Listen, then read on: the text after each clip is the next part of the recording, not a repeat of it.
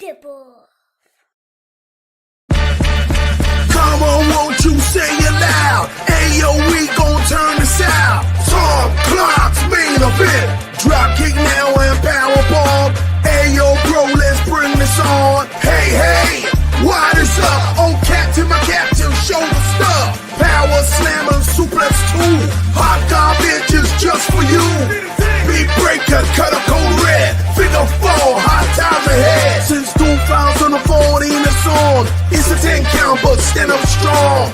Hey kid, no DQ, strong style. Chop, this is how it do. Tom Clark's main event.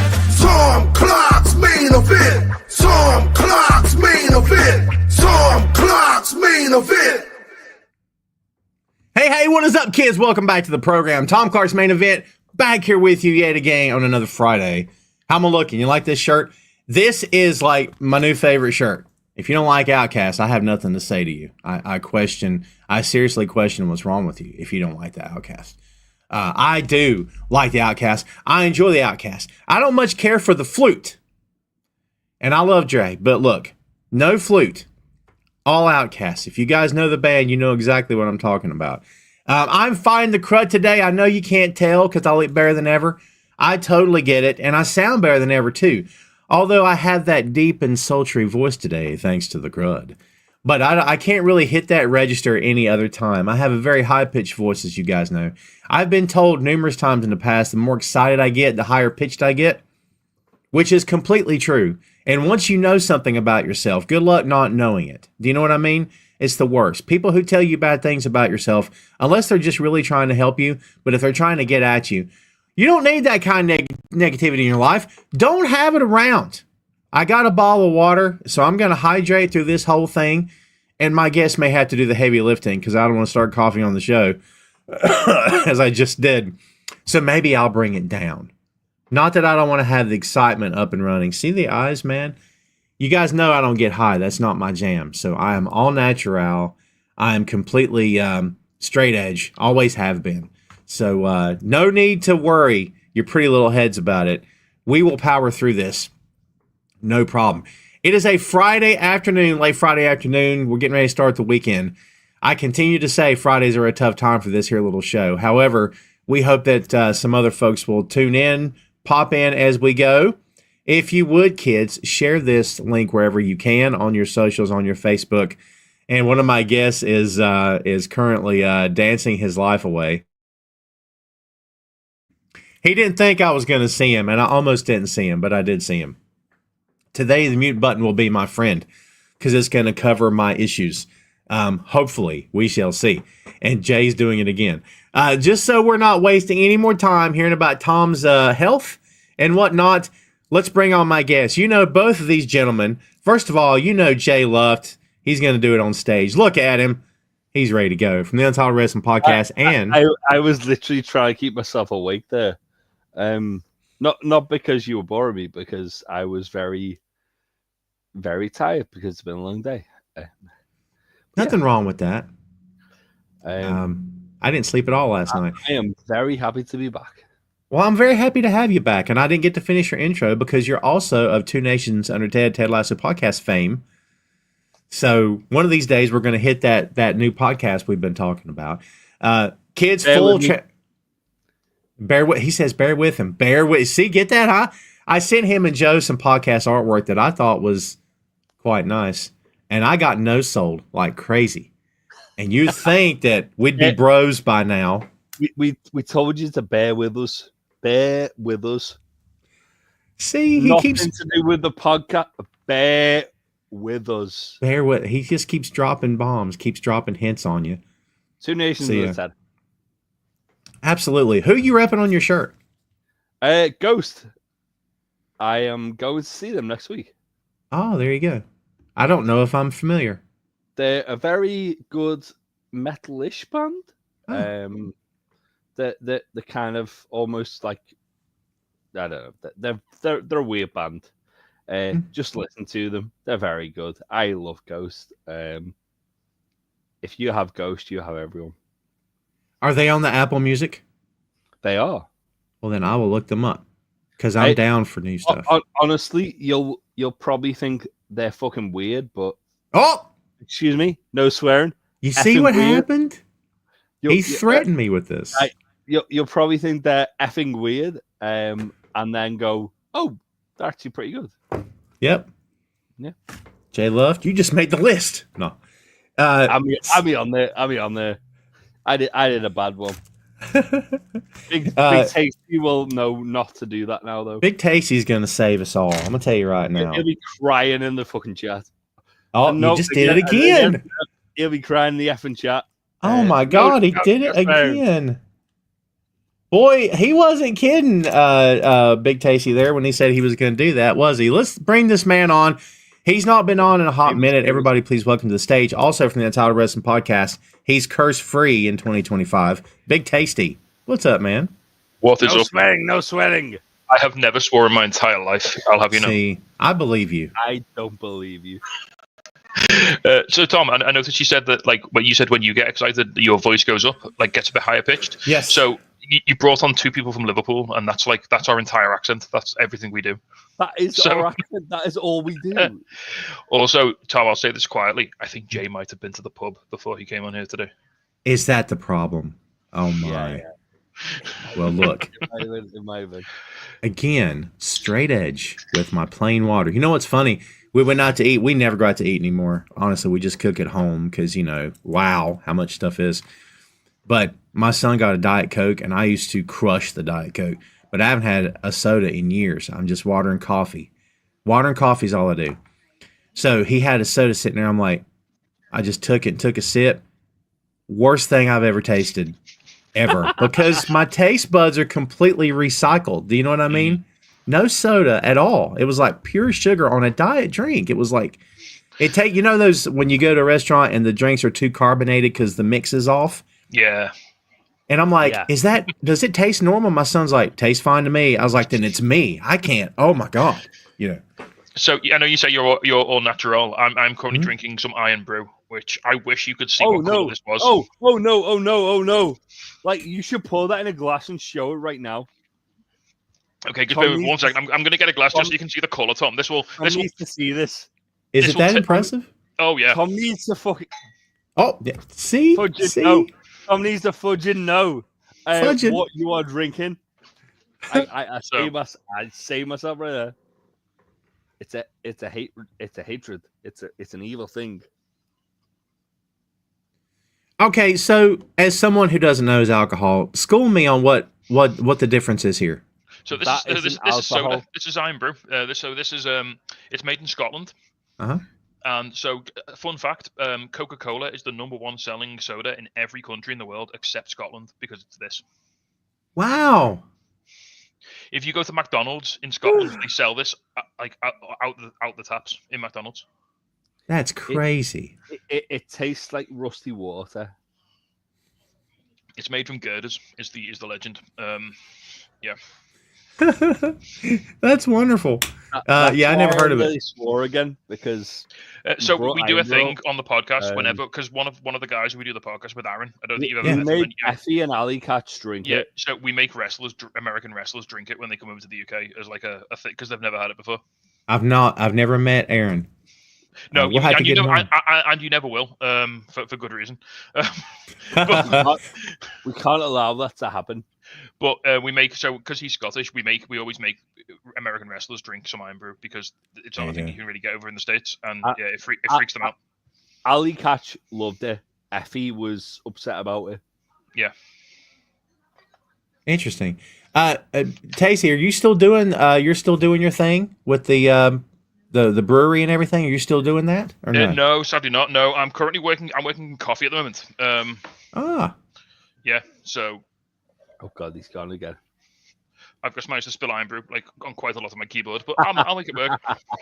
I'm sure everything's going to be okay. I think Jay put the mad juju on you, and that's what happened. We're off to a great start. Yeah. All right, guys. Before we get cranking on the show here today, let's say some hellos. Ari Jackson in the house. Absolutely. E is here. What's going on? Hello, JP is here. You said hello to me. Yeah. Hello to everyone. Maria's here. Hello, JP Maria. said hello to Tasty as well. What's up? Hello. Robbie's here. Hello Robbie Cow. Yeah, kids, if you will, as always, I always ask the same thing from you. Please like and also subscribe on the YouTube, if you will. Maria, you're over there right now. You're watching from the YouTube. Go ahead and subscribe if you have not done so. I was looking something up today and landed on one of these dudes that reviews stuff on the YouTube. And I'm like sitting there, and it's legit painful to watch because he like, I had to be a character. He's one of those guys. Like, shame. Why can't you just review something? Why you don't have to be a character? My God, Tom, name and shame. Go on. I'm saying. Oh no, honestly, I don't remember his name. Shame. I legit don't. That's how little I cared about him. I legit don't remember his name. Okay. But it's one of those guys. It's like a 5-minute video, and 2.5 minutes are spent just promoting himself, and you're like, "Would you get to the freaking point, man?" Please follow my sponsors. Yeah. What's up, Fernando? All right, kids. Fernando. Sugar Shane's here. All right. Well done. Hey, Sugar Shane. Everybody, if you will, again, please share this on your Facebook and on your socials, and like and subscribe on the YouTube if you have not done so yet. That'll be my ask the entire time we're here. Gentlemen, are you ready to talk about some... by the way, why is it not Dynasty? I'm not trying to make fun of the way you pronounce stuff, but I saw the word and I'm like, why are certain words pronounced... By the way, we do that here all the time. I'm just curious. I honestly have no idea. Dynasty, it feels like a UK thing, right? Is that like the UK pronunciation? Like I don't know why we're doing that. It does. Maybe because we all love Will Ospreay and we're going with the UK UK pronunciations now. Some of us love him. I heard Jay can't get enough of Will Ospreay. I heard Jay loves Will Ospreay so much. That's what I heard too. He actually told me that he prefers him to Bryan Danielson. Well, you know what? No, I did not. No, I did not. Never. No. Don't make him curse. What are we doing here? I will do a swear again. I'll do it. Don't do a swear. Well, kids, we've got 10 matches to talk about, and we're going to dive in here. So, guys, let's start. I don't know what's going to kick off the show, but let's talk about Kyle Fletcher versus Mark Briscoe, men's Owen Hart Cup tournament quarterfinal match. What do you guys think about this? Big Tasty, let's start with you. You haven't been on in a long time. What's your thoughts about this one?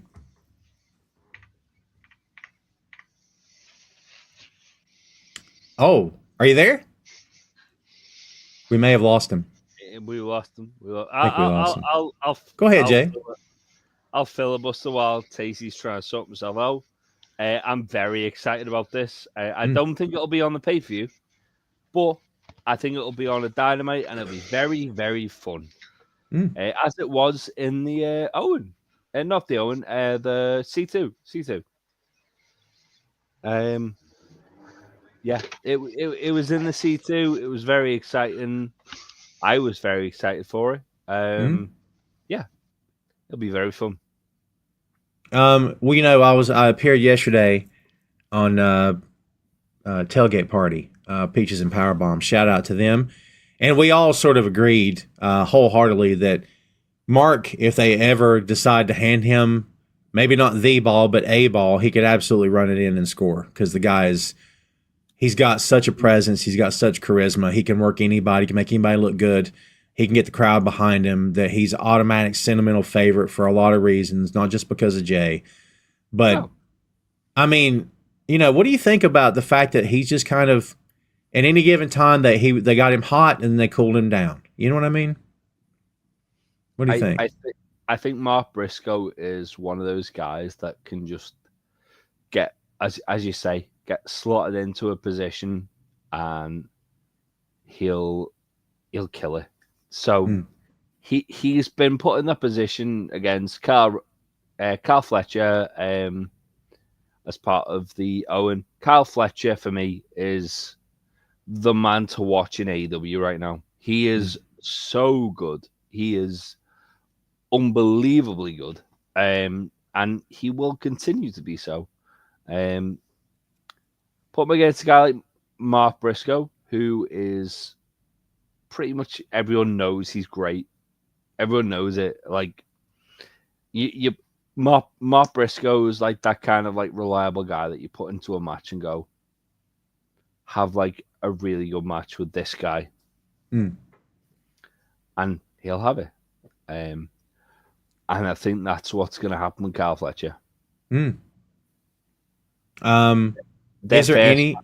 Their first match in the C2 was great as well. Any chance that Briscoe wins this? No, I think Kyle absolutely gets his win back here.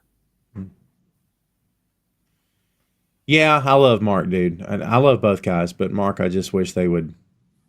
I don't know. It just at any given time, it feels like, again, you could slot him in anywhere and he'll be a hit. And he could do great things. He does great things just by showing up and just being himself. But at the same time, man, come on, what are we doing? Like, I don't know. I don't want to beat a dead horse because I did it a bunch on yesterday's show. But in terms of Mark, I just feel like, in a company that loves heels, as you know, they love the heels in AEW, boy. They just, for whatever reason, that's their shtick. But Mark is such a great babyface, dude. And, I don't know. It seems like when you got somebody like that, do something with them. I do think the Owen is very babyface heavy, though. So maybe him losing the first round isn't the worst thing. That's not a bad call. There's a lot of baby faces in that tournament. Mm-hmm. Yeah, not a bad call. We have lost Big Tasty, kids. We're hopefully he'll be able to pop back in shortly. That we're going to blame Jay for him spilling his drink. Ben's just said that he's just connecting to the keyboard. Okay. Well, let's see. We'll get his take on Fletcher and Briscoe when he pops back in. Let's also talk about Mercedes Moné defending. Actually, she's not defending, is she? Or is she? She is not. It's it is a tournament match, so she's just there. She's working Julia Hart. This is very interesting. This is a match that I've been dying to see for sure. So excited to see. Well, Julia, everybody seems to have, at any given time is on the Julia bandwagon because, she's been there for a little bit and has really worked her way up and got over with the new gimmick and everything and alongside the guys, Hounds of Hell now. So, I love her. We'll see. I think Mercedes will give her quite a bit, but I don't know how much she's going to give her. We'll see. But hopefully this will play out nice, man. Yeah. I think that obviously Mercedes is probably going to win. But this is a good opportunity for Julia to kind of shine. And I think that she will. As is any Mercedes match, Mercedes is always going to win, but her opponent's going to look good. And that's all we need. Yeah, I mean, again, it's a matter of, Mercedes has come such a long way since she got there. People, when she left WWE, they're like, well, it's over. She can't get over without that company and all this other stuff that was said. And I'm like, man, she hadn't even done anything. What are we talking about? And she has, not that expectations were low by any means, but I think she's exceeded far beyond what anybody thought she could do without WWE behind her. Do you know what I mean? Yeah, I think that I always expected her to do great things. The big kind of, I don't want to say miss, but the big kind of like issue was the match against Britt at All In. And I should know, I was in the crowd for it. I literally walked away and went and got a drink because it wasn't that good. Yeah. That said, Mercedes is ace. Mercedes is such a good wrestler. I think one bad match should not dignify a career. And I think that is what one thing kind of happened with Mercedes, where she had that bad match and everyone was like, oh God. Hey, he's back. Hey, Tasty. He might be back. He may be back. Can you hear us? There we go. Oh, can you hear us? Hello. Hi. Hello. Still nothing. Can you hear us, Tasty? We can hear you. We can but hear I you. don't think he can hear us. I'll send him a quick message on Facebook just to let him know. You know, somebody in the chat said that he's predicting the upset here. Let's see who said that. I think it was Shane said, calling for the upset, Julia for the win. You know, we talked yesterday on the show about this idea that, you know, could Athena do something to cost Mercedes this match, and then Mercedes does the same thing to Athena later. I think based on the way the bracket is, it's going to be Athena versus Mercedes in the semis. There's no way they don't do that. I don't think. Yeah. Can you hear us now? Scott Steiner, can you hear us? He's working on it. He's working on it. You know, they say all men are creative. Well, you look at me, you look at Samoa Joe. That is simply not the case. Robbie's got a good one. Look at this. Any of the three of you know if McMahon buying TNA is 100% true or not? I've not heard this. What's going on? Fightful absolutely poo-pooed this idea and said that the way that hello. Hey. Can you hear us? He's still working. Sorry. Working. So the way it was kind of like worked was that TNA would not kind of dignify that kind of thing because of the way their TV deal works. Whereas if they were absolutely struggling, and obviously WWE, look, we'll buy you, we'll add you onto our TV deal, they'll be like, yeah, of course. Whereas if it's just WWE just going, oh yeah, we'll buy you, you keep your crappy TV deal. Not so much. Not really a big selling point, is it? I think I'm back. Am I back? Maybe. You're back. Please don't spill. Right, Tom, you saw the colour of that iron brew. Do not spill that thing on your keyboard. It is not good for anything. It's okay. We're blaming Jay for putting a hex on you. He maybe put it in a glass. I had to run to my closet and pull out my backup keyboard. I think my other one is fried. It muted or it changed because I've got like the audio buttons on it. It muted all my settings and everything went wrong. Wow. Tom did have a question for you, which I tried to kind of like answer, but you might have an answer.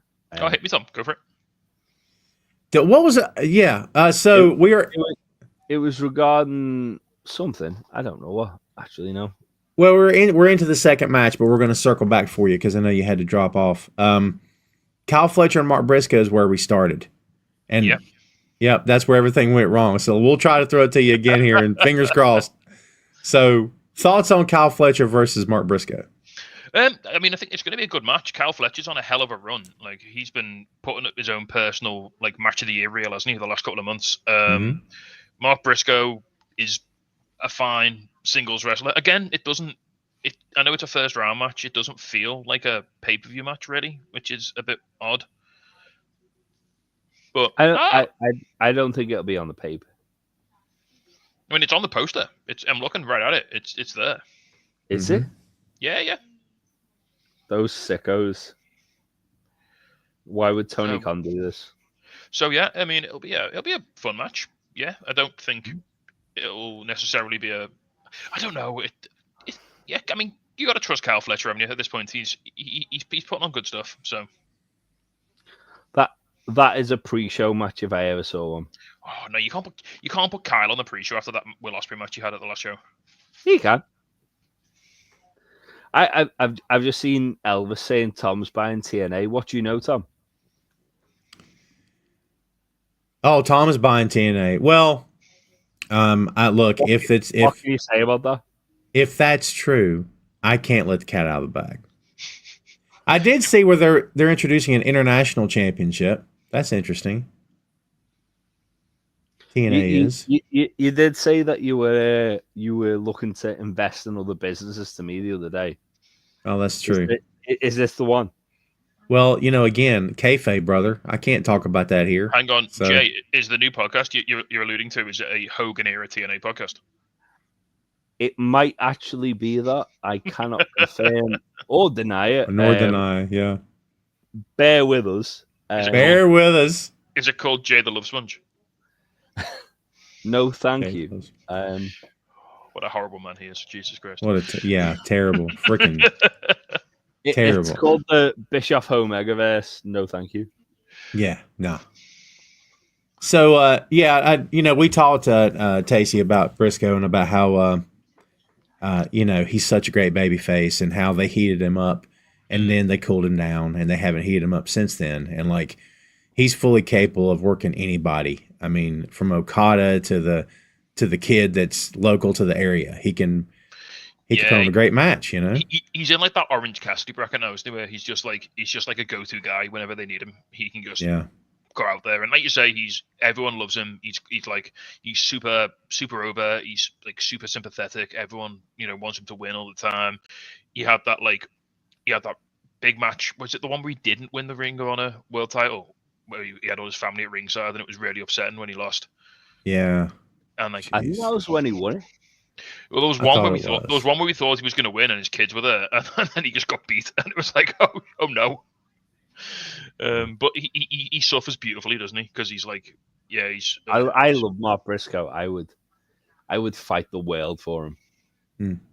Just a shame that it took the sort of the tragic situation that happened to get him onto national television. Yeah, because that company, not AEW, but Turner, or whatever we're calling it now, dragged their heels because of the whole Jay thing, and refused to put them on the main networks. And I'm like, I mean, I'm not defending anybody. I didn't defend Jay when Jay said the stuff he said back then.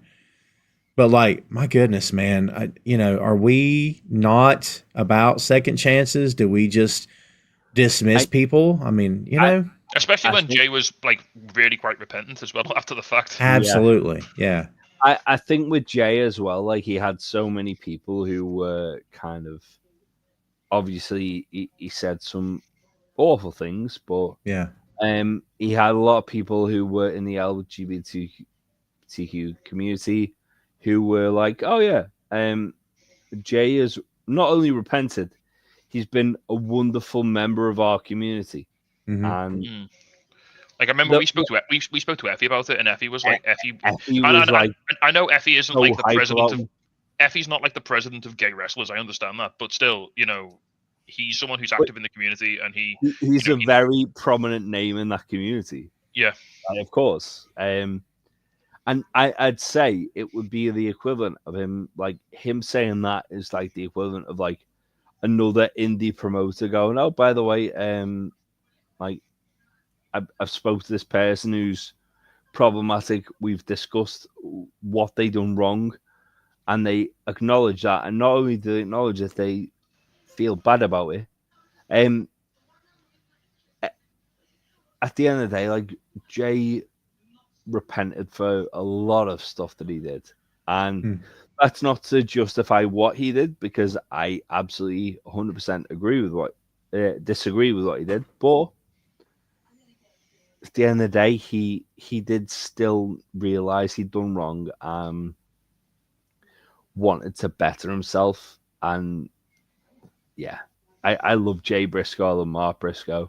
Mm-hmm. I love all the Briscoes. I think Kyle's winning though. I think Kyle's going to beat him. Yeah. Oh, I mean, Kyle's on an absolute tear right now. Like I say, he's been putting on match of the year contenders every show. He's hot. He's going to be one of the biggest rising stars in AEW this year. I think. Yeah, he's going to go far in this tournament. If Kyle wasn't on the same bracket as Hangman, I'd argue that Kyle would probably go the whole distance, but that cop Hangman's going to beat him. It's going to be a good match regardless of what happens. I mean, yeah, with the Jay Briscoe thing, they were putting Jay Lethal on TV, and I'm like, how do you how do you justify, how are you splitting hairs and saying, well, this is okay, but that's not, this is okay, but that's not.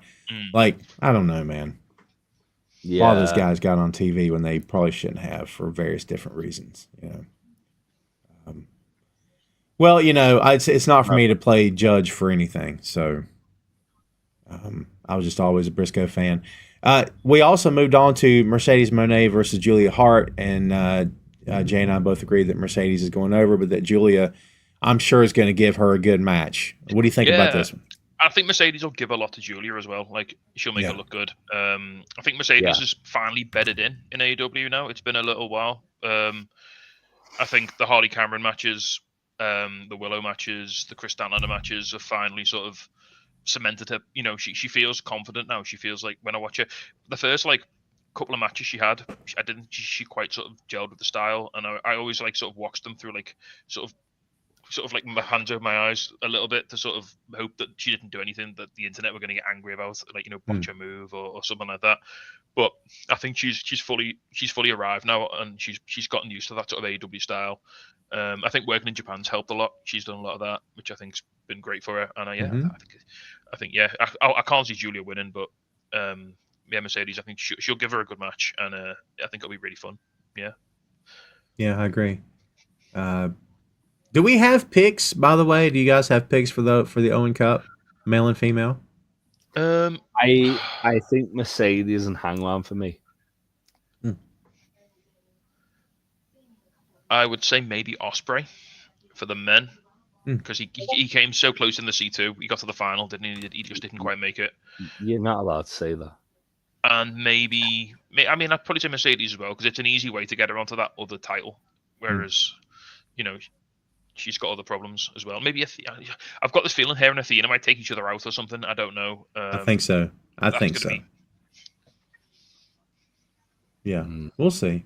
It would not surprise me. JP says Harley and Monet tag match should be a lot of fun on Collision tomorrow night. I agree. 100%. Yeah. Totally agree. Harley was just on Chris Jericho's podcast the other day, and she said apparently it was Mercedes' idea to do the puppet.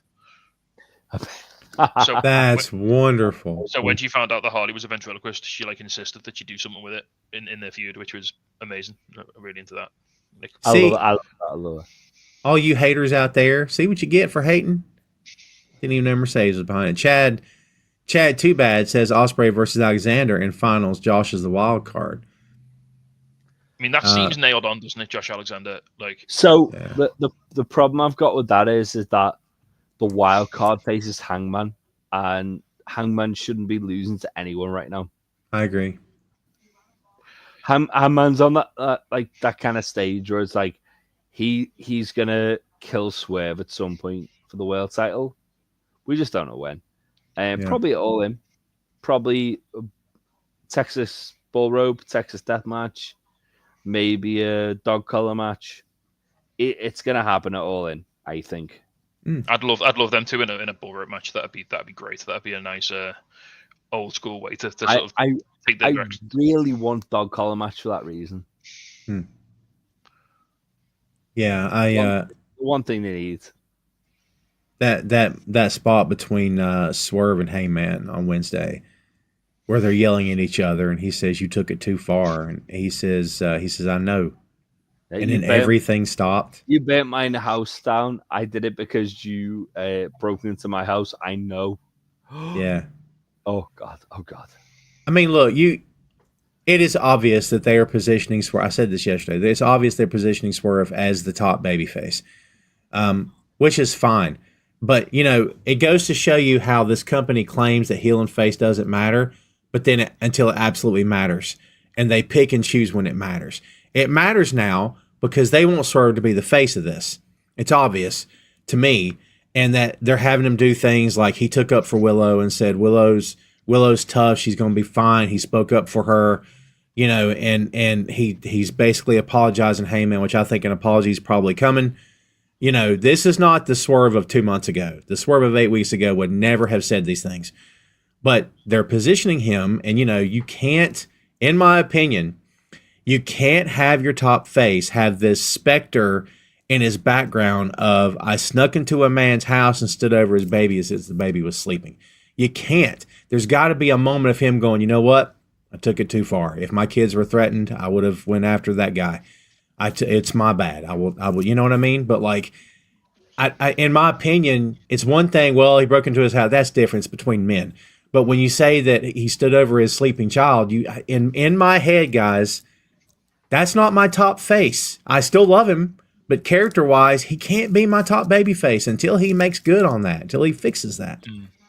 And Swerve's always been that sort of character who's always had that little bit of darkness in him, hasn't he? Like even when he was champion last time, he was like he couldn't resist it. He wanted to retire Bryan Danielson. You know, he couldn't resist. There's always been that element of danger there. There's always been that sort of like mean streak, and it's really fascinating because when he won the title last time, he started out, he won it as a heel, and then sort of naturally became a face because he was so popular.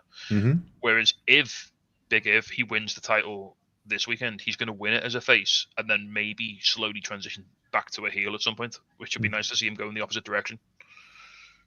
We need to save it because I got thoughts. Let's save that. we'll get to there. We'll get there. Will Ospreay, Jay's favorite worker, versus Kevin Knight, another Owen match. Jay, let's start with you. Kevin in New Japan looks like he's 7 foot tall, and man, I don't mean this to sound any kind of way, but when he's in AEW, he doesn't look 7 foot tall. But you know, he tag teamed with Kushida, who's 5'11" or 5'9" or whatever he is, if he's that tall. He's looked very impressive though in AEW. Like, give the guy credit. Ospreay's absolutely. I said this on our kind of like predictions that we released today. Ospreay is absolutely winning this, but I think Kevin is going to be made to look like a star. Agreed. He's gonna, like, at the end of the day, Kevin Knight's a really good wrestler. Will Ospreay is a very good wrestler. If those two guys kind of like get given the opportunity to just tear the house down, they're gonna do it. So it'll be fun. It'll be good. I think it's gonna be great. I think he's gonna give Kevin a lot. Ospreay, in my opinion, guys, is probably the most selfless worker that company has right now, because he'll give his opponents everything because he wants to shine them up. Because Will gets it. Will knows if he steamrolls everybody, who cares about that? But if the other guy has a fighting chance, it's more compelling. He's like the new Bryan Danielson. That's high Bryan praise. Danielson did never, ever, ever want to lose, and he'd lose to everybody. He'd win a couple, but he'd lose to most people. Whereas Ospreay's just like, pin me. I don't give a fuck. Oh, no swearing. I don't give an F. what do you think? What do you think, Tacey? Yeah, no, I'm with you guys. I think, Will Ospreay's winning all day, but he is going to make Kevin Knight look like an absolute bona fide star. He did it with Kyle Fletcher over the last couple of months, and Will Ospreay's the guy that you put a guy up against if you want to see him shine. Like as you said, Tom, he gives so much to other people in the ring. He makes people look incredible. He does. He sells. People. I mean, people. I've seen people complain. Like, again, it's the internet, so what can you do? But saying, Will Ospreay can't be considered. You know, he should be beating these guys like super quick, clean, easy. Like that's not fun. You know, the fun is in the back and forth, and it's in the near falls, and it's in, oh my god, what if Kevin Knight does pin Will Ospreay? Like, what if they just, it's just that for that split second to make you believe that it might happen. You can have a guy win a match that should be a absolute routine thing by winning it just about, and it makes it much more compelling. It makes the person they're against feel like a bigger deal. And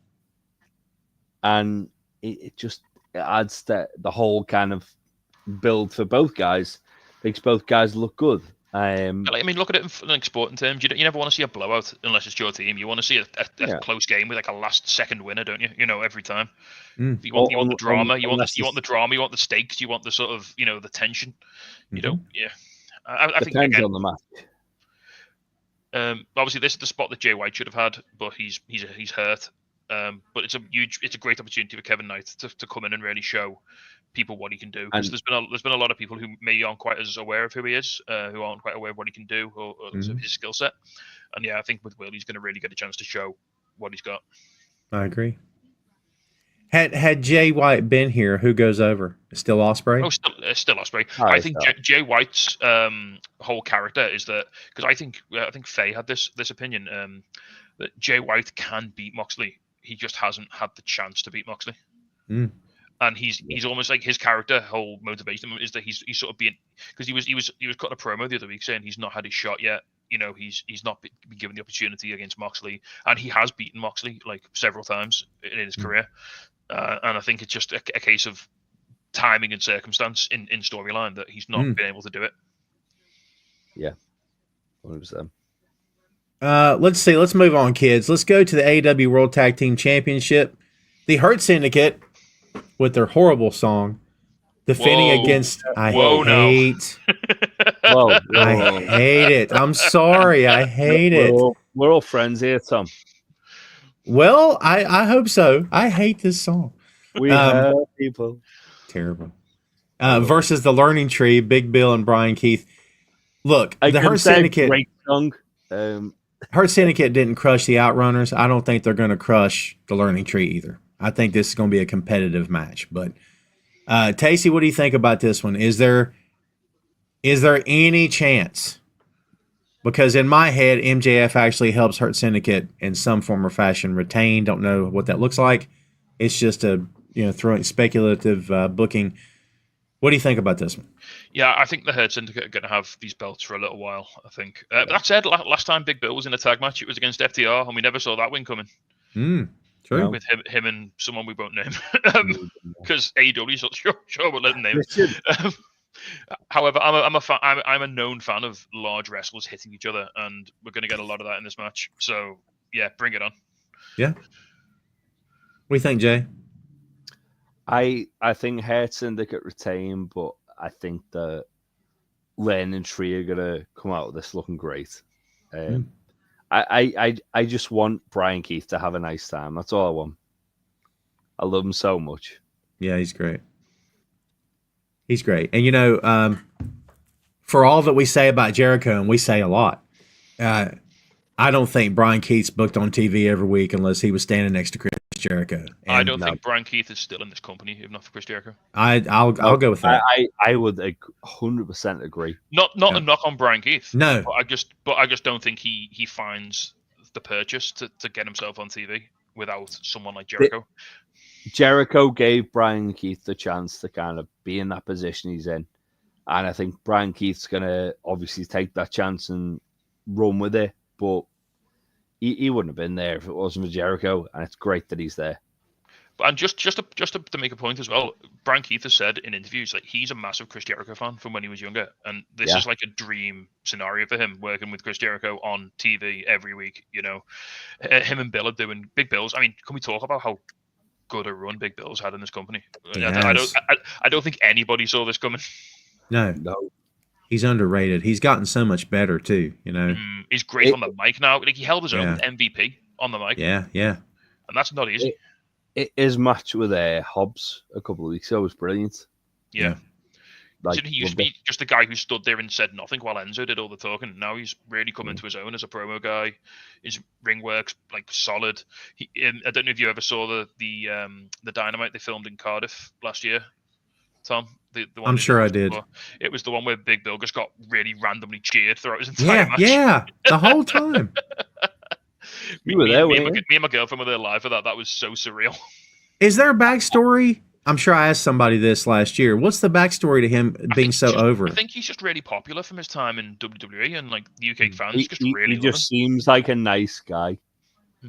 So we all kind of like love him for that. Former roommate of John Moxley as well from back in the day. And Ian Riccaboni. Yeah. I love Ian. Jeffrey in the chat as well said Brian Keith would have fallen through the cracks like a lot of wrestlers have in AW. Yes, absolutely. Without Jericho, I think he definitely would have. I agree. I mean, so the thing with me with Brian Keith is that the bounty hunter is brilliant. It's a great gimmick, but it can only go so far. With Jericho, and all that stuff, adding them to that, it makes him kind of have another dimension. Yeah, and he's got a catchphrase now, which is like over with the fans. Yeah. They cheer when he says it. I know it's dumb, but they cheer when he says it, and that's cool. That's a thing. when he shows up as the belt, like look at Mystery Wrestling. Like he's shown up on Mystery Wrestling and he was hunting Psycho Mike down. And we all know Psycho Mike is a piece of S. Well done, Jay. I won't swear this time. But Brian Keith was hunting him down because of that. And he just went into the whole thing. He realized this is a silly bit. I'm going to lean into it for the whole show. I'm just going to do it. And he did. And he kind of, Brian Keith really gets it. He really does. Like, he knows when it's comedy. He knows when it's serious. He knows when he needs to be a little bit silly, but still serious. He just gets it. And I'm really, really happy that he's in the position he's in. I agree. Yeah. That's it. That's it. I am a little sad about not sad, but like the tag division in 2025. But thinking about like in 2019 when AEW first started, it was such a work rate division. You had like teams that would do these like really like Young Buck do really technical matches. Tasty. Are you ready for FTR to win those belts back? Well, no, because they're going in a different direction, mate. Don't you worry about that. Hear that? Don't you worry about that. No, don't worry your pretty little head, Jay. But no, I think the Herd Syndicate are really good tag jams to sort of put a bit of respect back on the belts. I agree with that. They're going to hold them for a long time. They're going to look really hard to beat. Whoever takes it off them, whether it be someone like a Top Flight, like an up-and-coming young tag team, are going to get a really good rub when they eventually do beat them. And, back in the day of the territories, Bounty Hunter was a legit angle that was used quite a bit. Like, Harley Race put a bounty on Ric Flair to keep him from the championship, so Dick Slater and Bob Orton cashed in and, broke Flair's arm or put him in a neck brace. And then Flair, of course, comes back. But, like, with Keith, man, like, I'd like to see him actually be a bounty hunter. If this learning tree thing breaks up or whatever it looks like it's going to, I want to see it be a legit bounty hunter. Like a heel hires him, and then it works. He takes someone out. Not that he tried and it didn't work. Mm-hmm. I'd like for this gimmick to actually play out in real time. That'd be fun. Yeah, put a bit of fear in him, man. Like, let him be like, like, oh my God, Brian Keith's after you. It's on. It's over. You know what I mean? Yes. And that could come from any of their baby faces going, look, I don't run from a fight, but they're sending this guy after me. I'm gonna have to watch my back. He is crazy. You know what I mean? Yeah. Oh, I'd be here for that. Let's talk about the AEW TNT Championship there, Jay. What do you think about Daniel Garcia versus Adam Cole, baby? I think Ray is going to be a very happy man. Oh. I think Adam Cole wins it here. I agree. Because he has to, right? He's literally, every single time Adam Cole has got that close to winning it. Whether it's from time limit, whether it's from interference, every single time Adam Cole's been on the cusp of winning it. Adam Cole wins it, and then he can defend it against Speedball. He can defend it against Garcia again. He can defend against all these really good work rate guys. And the TNT title means something again.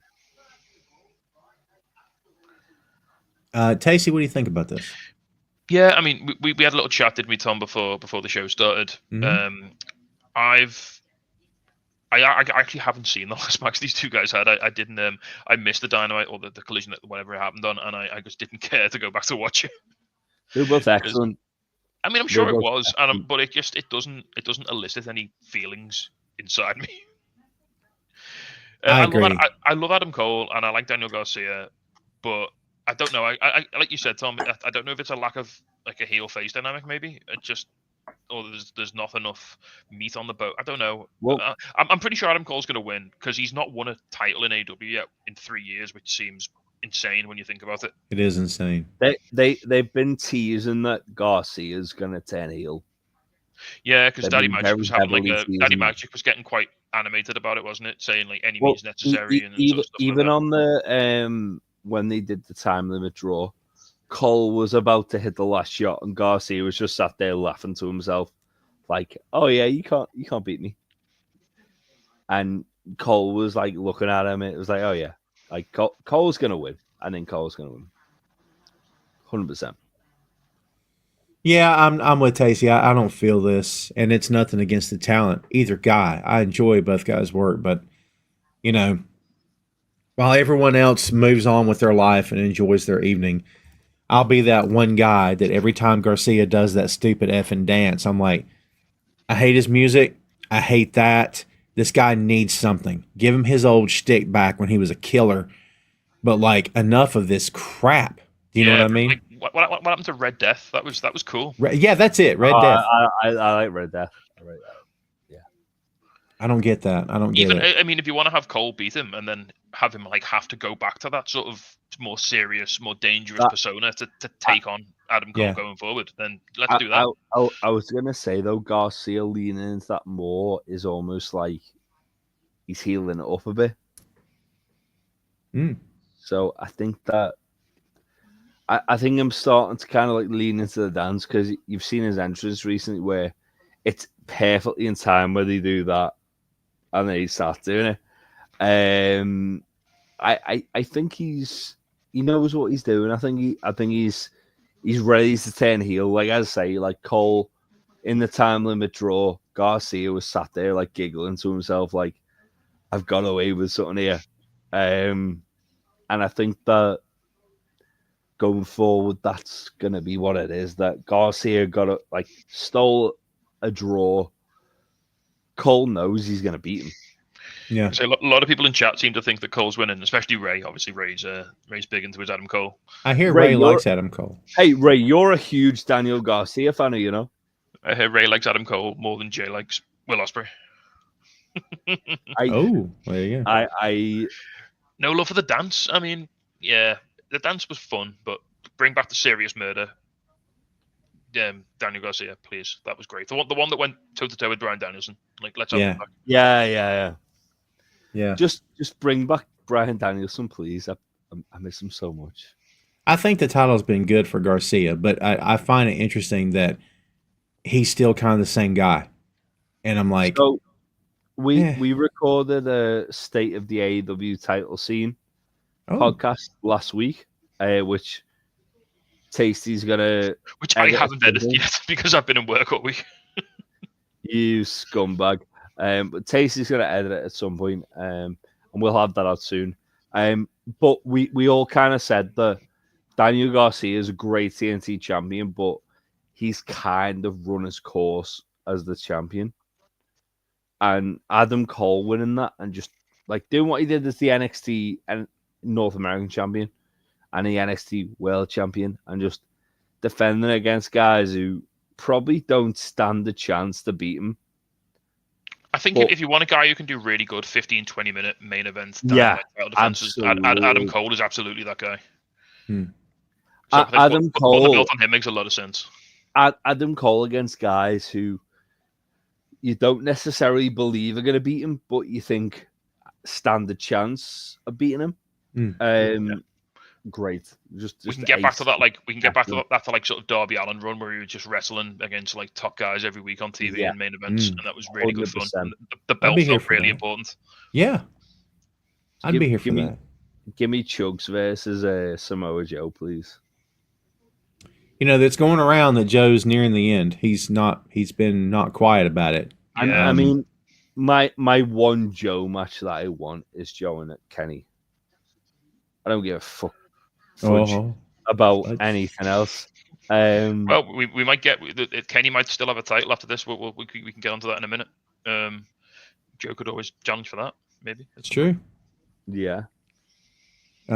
Kids, before we continue, we got 5 matches left. Do me a favor and check this out. Boink Studios is the home of Tom Clark's Main Event, Tom Clark's 6M podcast, and Two Nations Under Ted, a Ted Lasso podcast. Visit the site today for links to every podcast platform, social media, special announcements, and a lot more. Check out the site and bookmark today, boinkstudios.com. There you go, kids. BoinkStudios.com is the website. It's got links to these 3 gentlemen's socials and also to their respective shows and also to my shows as well and my socials. So please go check it out. It's updated pretty frequently. It was updated 2 days ago. So please go check it out if you will. And remember to follow, like, and subscribe on the YouTube. I'd appreciate it very much. Guys, we got 5 matches left. We're going to have to talk about this, but at least Bandito's in it. Chris Jericho defending the RH World Title against Bandito in a title versus mask match. Tacey, let's start with you. Tell me why Bandito must win this match. I just don't see him unmasking at all, to be fair. Yeah. You know what? I was literally thinking the other day, I was like, I haven't seen Chris Jericho in wrestling for a little while, and I felt really good about it. And then I forgot he was on the card. And then I was like, oh, maybe he's not going to be on the pay-per-view. And then I saw the match, and I was like, oh, no, of course he is. Yeah. Yeah, I mean, to be fair to Chris Jericho, and I'll give him credit when it's due, I think the stuff he's been doing with Gravity and with Bandito has been quite entertaining. I like Jericho when he's some sort of deplorable, horrible person. Yep. He's an easy man to boo, especially if you know anything about his personal life. That's fair. And that's all I'll say. Well, I'll leave it there. But no, I think I'm down for Bandito. As I said to you, Tom, my only concern about this is if Bandito wins, becomes Ring of Honor World Champion, and then he disappears off to Thursday nights, and Chris Jericho's back on Dynamite. Yeah.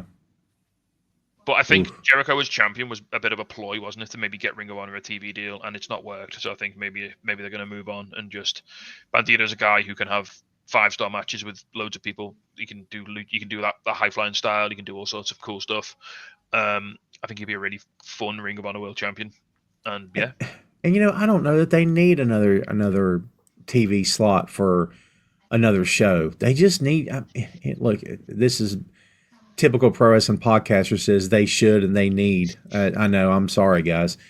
But, in my opinion, you're not differentiating Ring of Honor enough, number one. Number two, the champs are moving back and forth, and you're making that brand feel like it doesn't matter. I don't know. Jay, it feels like AEW developmental, doesn't it? It feels like the sort of B show, and yeah, it's fine if it's just online. I mean, they're literally moving Dynamite onto streaming bit by bit. They're basically saying, look, we see our future on a streaming service. Yeah. So why does Ring of Honor need to be on a television? That's fair. I mean, it makes no odds to us anyway because we can't even watch it on TV over in the UK. Oh, so wow. It's streaming all the way for us. So. Yeah, I've still got Ring of Honor Club. You get access to all the archives too, which is very cool. Jay, this feels like Bandito needs to win this world title, right? It doesn't make any sense for Jericho to go over, but Jericho's gone over before when we felt like he shouldn't have. So Jericho has a record of beating luchadors for their masks for belts. I'm sure AEW know that. I'm sure AEW will lean into that. Not that they have. Now the thing that gives me the fear is Meltzer said something before about Bandito was kind of pushing back against this match. Now, why would he do that if he wasn't gonna lose his mask? Yeah, and he eventually agreed to it. I have a horrible feeling Jericho wins. I really want Bandito to win because I think Bandito win their ROH title is a much more sensible thing than Jericho keeping hold of it. But AEW are in a weird place right now. Yeah, supposedly Bandito never formally accepted the mask versus title challenge. He said he never confirmed the match for good reasons. And then mentioned a reason being the availability of Bandito do the match and have the match play out safely for him and for us, and then did not clarify what he meant. I mean, and just to clarify, Bandito is still he still wrestles incognito. People don't know what his real name is, or who he is. So if he were to lose this match, that all goes away. Yeah. Yeah, and you couldn't really even pull a switcheroo. Let's say that they tried to do something cute, and he rolled under the ring, and another Bandito rolled out, and Jericho ended up pinning him and taking the mask off. I guess that's too goofy stupid, but we've seen stuff like that before. But yeah, I don't want to see it happen, man. I really don't. No, just have a nice 15-minute match. Bandito wins, becomes champion. Jericho loses. He gets his comeuppance, and everyone goes. Yeah. I'm here for that. I'm here for that. Let's talk about them there Death Riders. Everybody loves this gimmick. Claudio, the Wet Vampire Pac, and Wheeler Utah. Whoa, no. He is the Wet Vampire. Pac is a damp man. He's the damp vampire. He's a dampire. Um, Oh my yes. God, there's my name for him. He is celebrating winning a trophy for the first time in 70 years. That's fair. I am also damp from that, so it's fine. That is fair. Ben Also, is not. yeah, well, look, as we said before, a dry pack is frightening and cannot exist on this Oh no, plane. we can't have that. We can't have that. He doesn't exist on this plane for very long. Nope. They're taking on rated FTR. That's Cope, Cash Wither, and Dax Harwood to you kids. Trios match for AEW World Trios Championship. Guys, I believe FTR will turn heel together. I pitched 2 things yesterday, and my second one got booed out of the building. The first thing I pitched was FTR turn together and leave Cope laying. My second guess was Dax flat out turns heel and joins Death Riders because he is everything they love. He's ground and pound. He takes no prisoners. He's tough as nails. He doesn't take back talk. He's old school. He's exactly what Mox loves. In my opinion, I could see Dax being a killer for the Death Riders. And for me, it makes the gimmick a little bit better, and it gives it life and also makes it more exciting for me anyway. What do you guys think about this? There needs to be some movement, doesn't it? in like you say, in some capacity here, something has to, either the belts have to change, or someone has to turn heel, or someone has to, because it's just been. I mean, I love Claudio Castagnoli. He is one of my favorite wrestlers of all time. I love that he is seemingly disappearing down a Warhammer-related rabbit hole with his ring attire and his promos. That speaks to me on a personal level. Yeah. But I don't care about these guys as trios champions at all. Yeah, it's hard to. It's hard to. Jay, what do you think if Dax were to turn heel and do something like that? Do you think does it click or no? So I've thought for a while that FTR both turn on Cope and then join the Death Riders purely because it seems like the logical thing they're going to do. It very much seems that way. I'd rather FTR turn heel than try and get me to endear to them as faces because I just don't care. Well, there you go. There's the match, isn't it? It's Cope and Christian versus FTR at some point if you're doing that. Yeah. And I think that makes a hell of a lot of sense if you're going down that route. Cope and Father versus FTR is what I want. You think you know me? What would cause Christian to suddenly do the right thing? When he's irredeemable. What in the world would make him change his mind?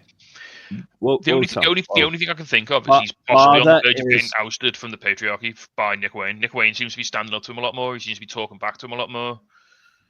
And it could be that stupid wrestling thing where a heel gets betrayed by a heel and then suddenly they're a face, which makes very little sense, but they've done it enough times in the history of pro wrestling that you can probably do it again. Why not? Father is a kind and pure man. And we love Father. Father Christian. Something I'm with. Listen, no matter what it is, I second that emotion. Something needs to change here. And in my head, why do you take the belts from them when you're portraying the Death Riders to be this unstoppable squad of killers? Like, I don't think they want to let that go. So I don't think they're dropping the belts. I think someone turns on somebody. Yeah, I could see, like you said, Tom. I could see both of FTR turning on Cope and like you say, leaving him in a pile on the floor after the match. Chad Too Bad says, I've heard Luchasaurus is almost cleared to come back. Where would you see that going? Not to Christian. This guy should have his solo run, no manager. What do you think, Jay? I'd like him to actually cost Christian. And then start the solo run from there. Yeah. They teased it quite a few times, didn't they? That he was going to stand up to him eventually at some point, and then obviously because of his injury, it sort of never happened, and we didn't get it. To be honest, him and like Luchasaurus and Nick Wayne going after the tag titles is very compelling to me. Away from Christian, because Nick Wayne's great. Like Killswitch Luchasaurus is great. Them going after like the Hurt Syndicate would be really compelling. I think it'd be a good matchup too. Nick Wayne is like at that point now where it's like, right, we know you're good. We know you're young. Mm-hmm. It's time to step it up, lad. Come on. And me and Big Tasty have seen Nick Wayne like jump off a balcony in a bar where we were watching him wrestle when he was like 16. And he broke his foot. And he broke his foot. And that guy is so good. Like he should be so much higher up in AEW than he already is.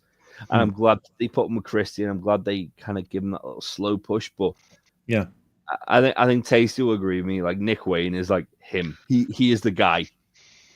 I think Nick Wayne can go far. I'm really glad he has been with Christian.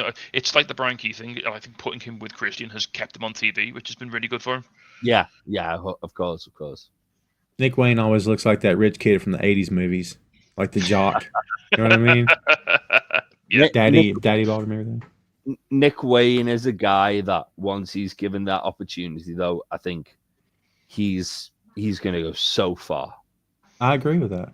He is criminally underrated, and I think in being like with Christian is like it's helped him so much, but he's gone to that point where it's gotten that far. Now he needs to kind of branch out, and like as someone who watched like about 2 years of Nick Wayne before he joined AEW, this guy can go. This guy is really good. Yeah, we'll see how it plays out. We got 3 matches left, kids. Kenny, by God Omega, defend the AEW International Championship against Ricochet and Speedball Mike Bailey. Jay, who you got here? My heart wants Speedball to win this so badly, but it's Kenny. It's always Kenny. I agree with that. Tasty, what do you think? Yeah, I'm with you and Jay on this. I would love. I think Speedball and Ricochet are gonna cancel each other out a little bit, and then Kenny's gonna.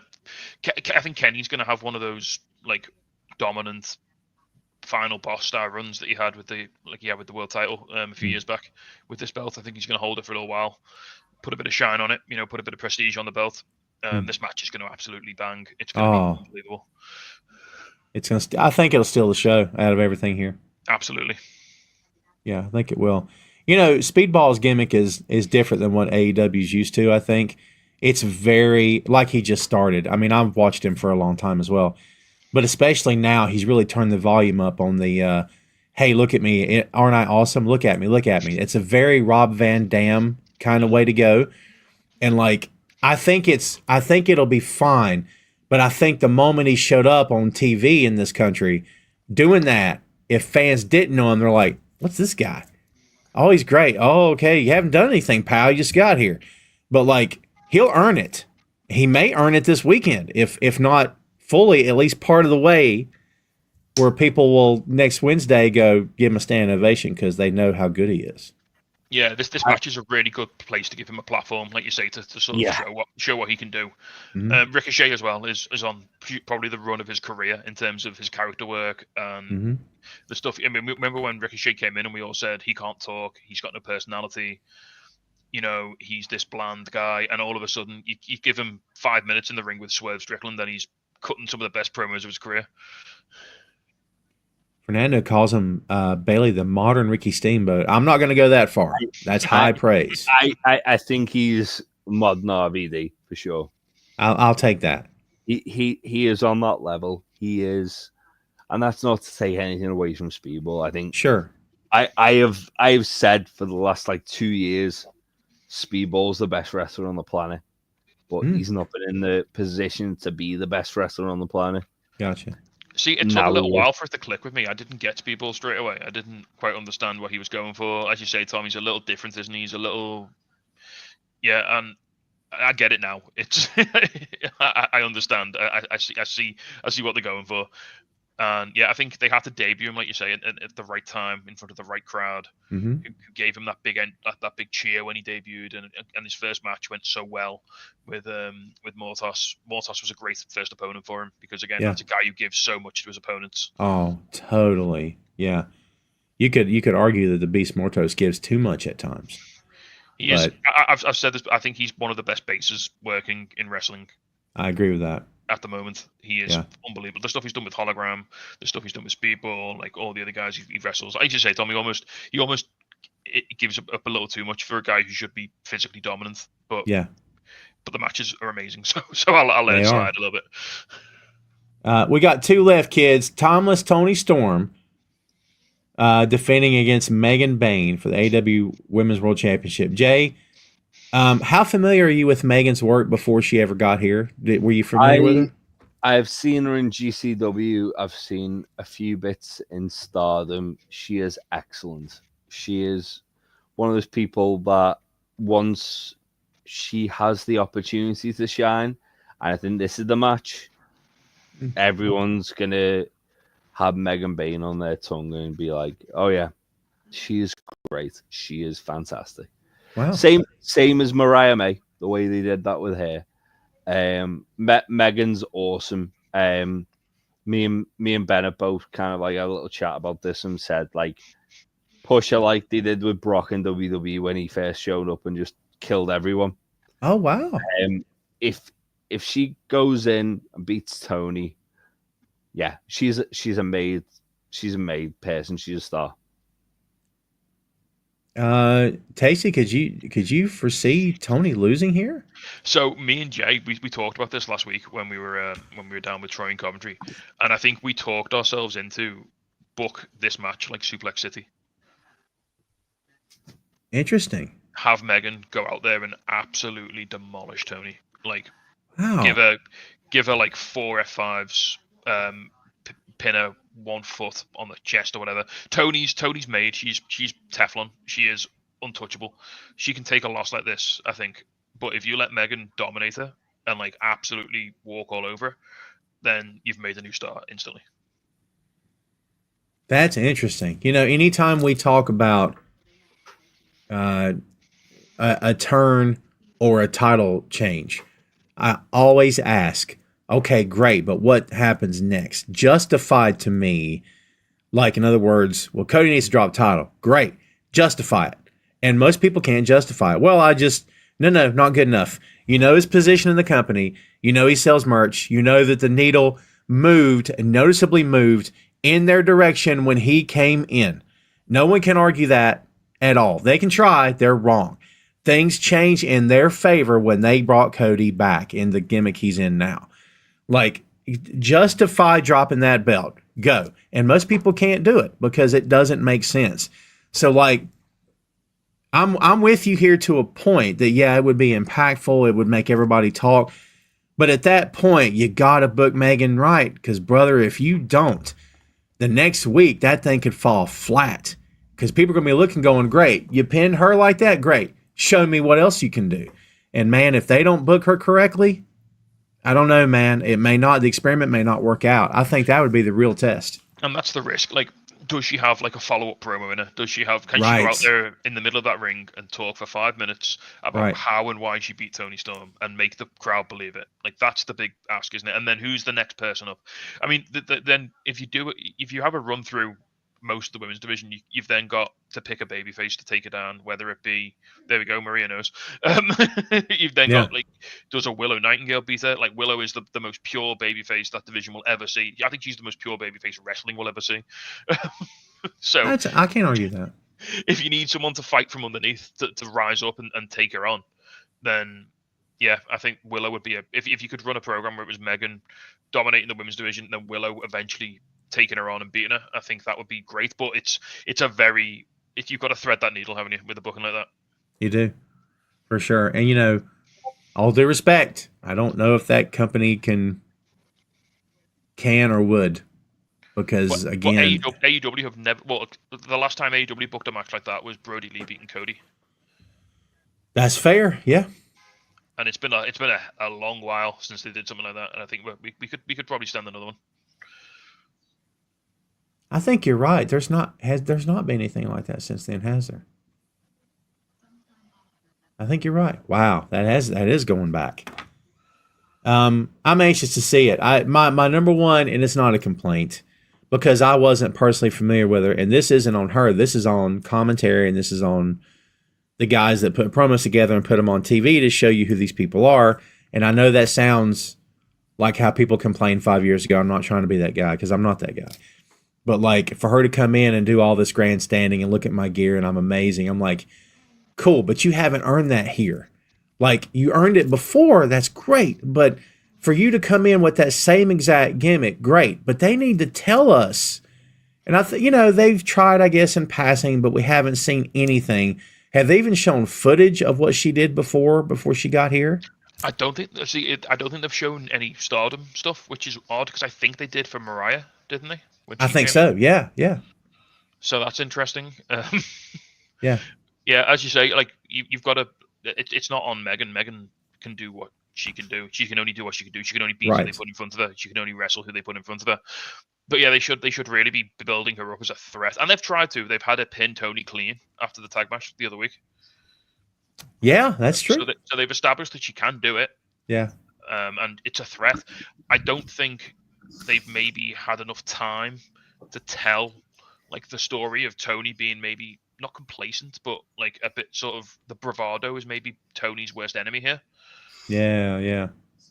Because she's coming into this with no fear when she probably should be very scared. Yeah, that's fair. I disagree. I think that Tony's overcome her biggest adversity, which is Mariah. And now she is ready to just kind of like reign supreme as the AEW Women's Champion. Have Megan Bayne come in and absolutely annihilate her. And like Fernando said, like Vader, do the Vader and Oki thing. And Megan, look at this, right? It worked with Brody and Cody, where Brody we just talked about that when annihilated Cody. And all of a sudden it's like, oh god, oh no.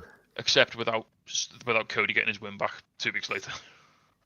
JP with a great point. What about Nyla Rose? Didn't she just squash everyone for a while? Guys, again, the booking in this company.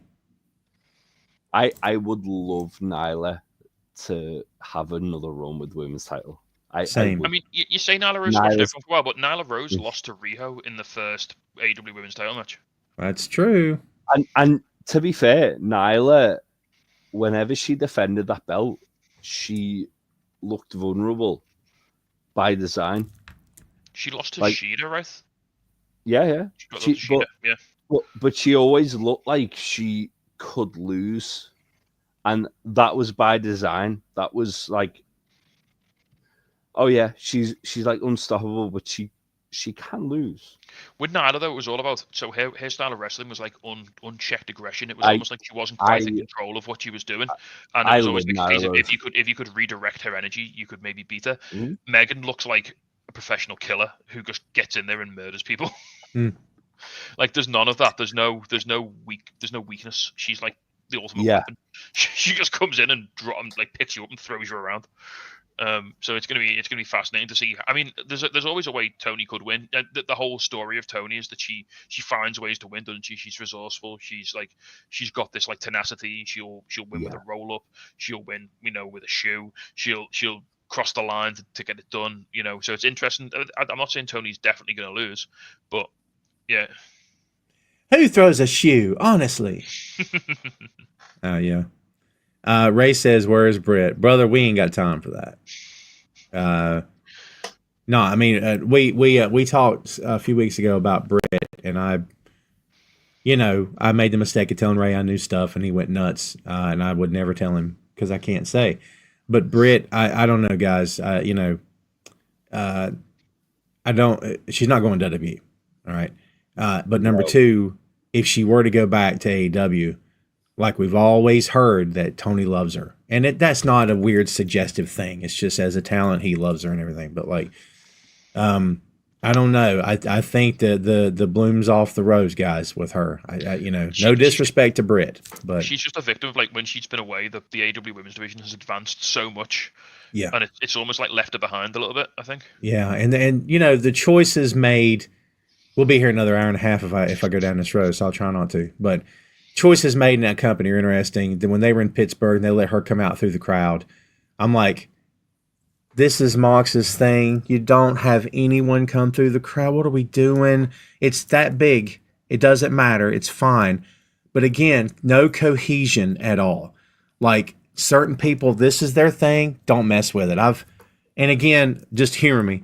I've been a part of shows where it's like, if we say we had 6 matches booked, well, this move is not happening in any of the other 5 because it's going to happen in the main event. And we made sure, well, this is not going to happen in the first match. It has to happen in the third because we didn't want the same thing happening. Well, this guy wants to come out this way. You can't. This is how our champ comes out. So, like, even on my level, which is very minuscule compared to what these guys are doing, I get it.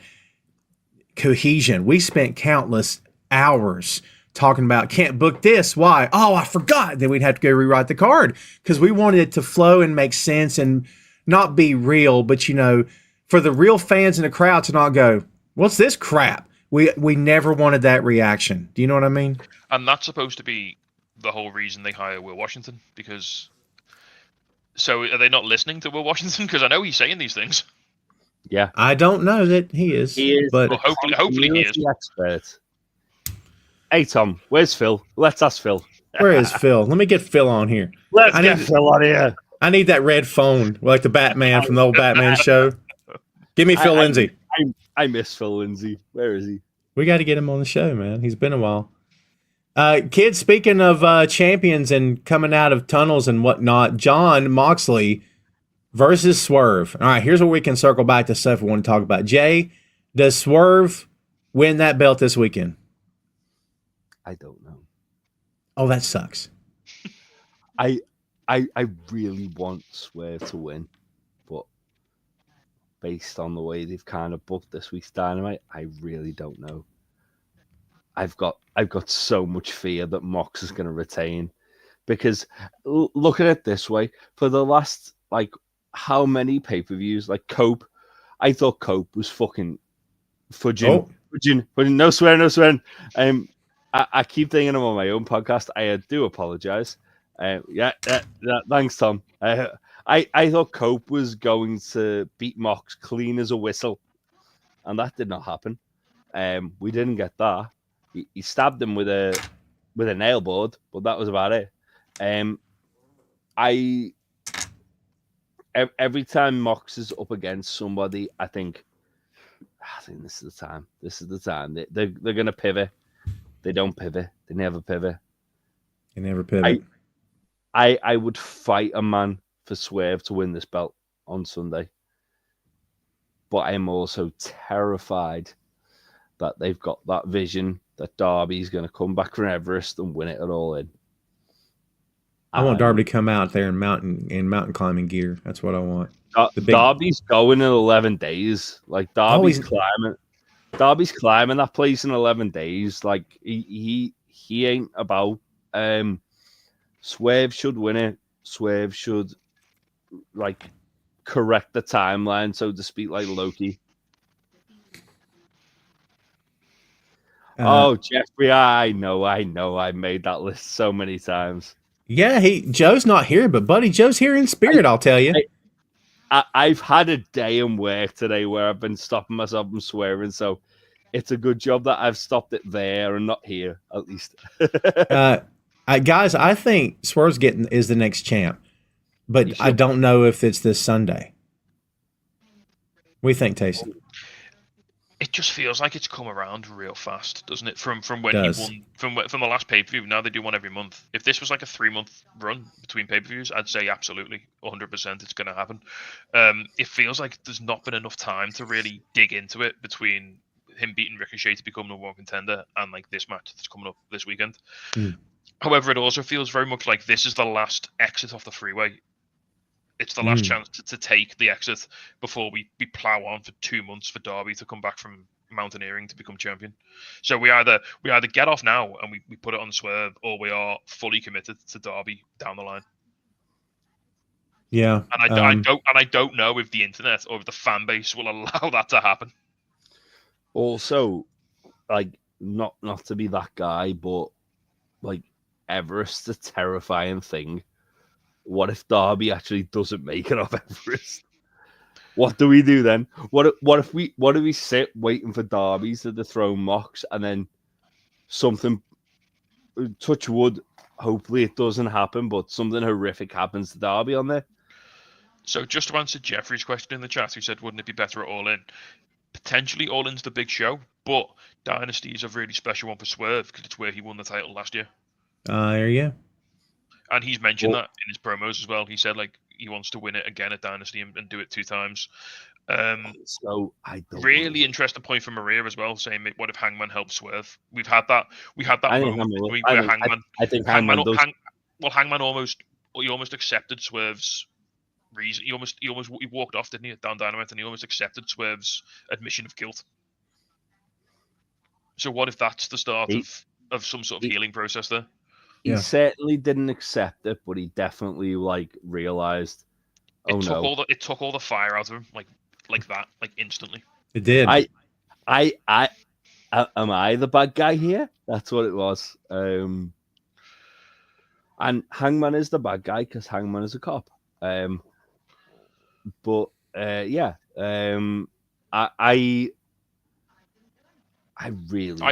see the title. I'm starting to forget what it looks like. Really hope. This is the thing. Even to be honest, even if Swerve doesn't win it, at least I want to see the AEW title. I want him to bust that case open and we see the belt. I'm just concerned that people have accepted. They've built this up so much in their heads now that they're assured. People are so convinced that Swerve's going to win that any other result is going to be met with thunderous negativity. So my thing with the whole not showing the belt is that you've literally debuted on a brand new streaming service for yourselves. You've had for that entire time your world title in a briefcase. Like, I understand the big moment of like relinquishing that belt out of that briefcase is going to be huge, but also it's like, well, if you've got this like brand new streaming service that you're part of, the new fans there haven't seen that belt once. It's like, what are we doing here, guys? Like, that's fair. What are we doing? Like, imagine the pop when Swerve like beats Mox clean as a whistle, and he opens that briefcase and the belt in it, and he just pulls it out. Imagine how huge that's going to be. Well, no, it's going to be Nana presenting Swerve with the belt the way that Swerve presented Nana with the robe at Revolution. Do the reverse, and that's going to be wow. Elvis, don't you dare give me hope. Don't threaten me with a good time. Yeah. Don't you dare threaten me with a good time, because the only way Swerve doesn't win this is if Eddie wins it at Double or Nothing. And it's the hope that kills you. Yeah, I think Eddie's still a little too far out, unfortunately, for them to consider him in this storyline. Sadly, I miss him so much. I can absolutely see Eddie coming back and feuding with Moxley to like sort of snap him out of this delusion that he's got himself into. But whether it'll be for the title or not, I don't know. By the way, I don't know. Oh, I do too. I don't know what it is. So, but I always thought, wouldn't it be cool if, like, when John goes to pull that belt out of the case, actually, or whoever wins it, it's not the AEW World Title? But I don't know what it would be. The writer in me is like, ooh, compelling. So I kind of want it to not be the AEW World Title. And you are J.J. Abrams. No, that is. I'm just saying, like, and I don't know what it would be. What would it? What if it's a smoke monster?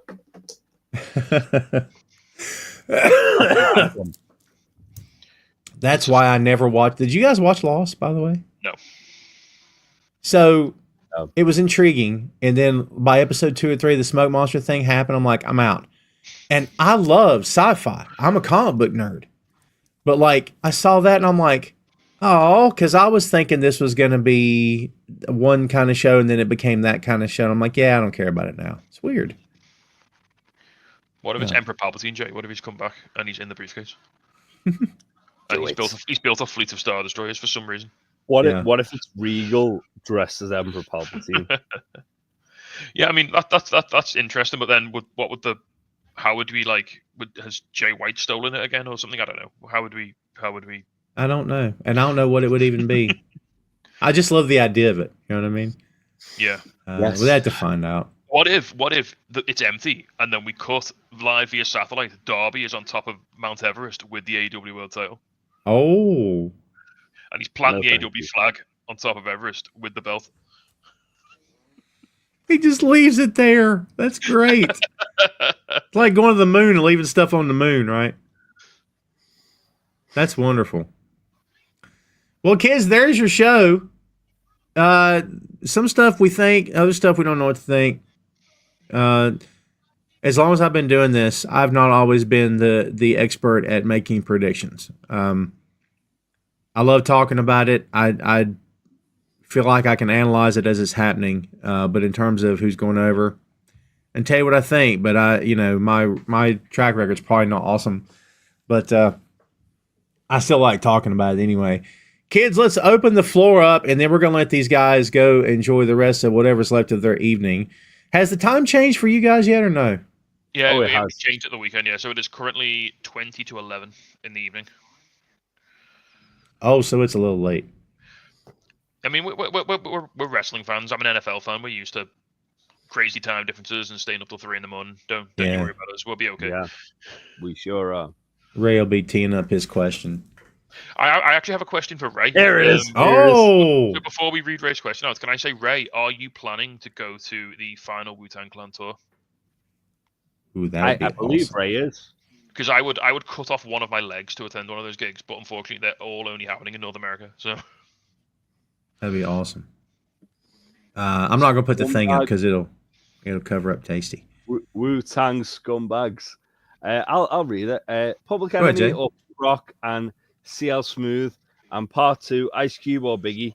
If Adam Cole invited you to the grand opening of the Adam Cole Soccer Fantasy Camp, in which you got to hang out with any soccer player in the world, oh God, something's moved. Who in the world? Who would it be?